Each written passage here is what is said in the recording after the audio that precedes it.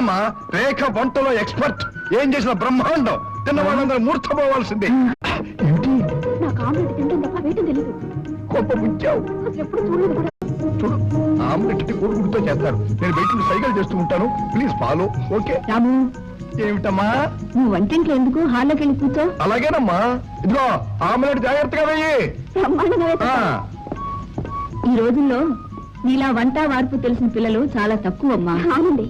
చూడమ్మా రేఖ, మా వాడికి ఎంతసేపు కార్ల పోటీలు తప్ప మరేమీ పట్టించుకోడు.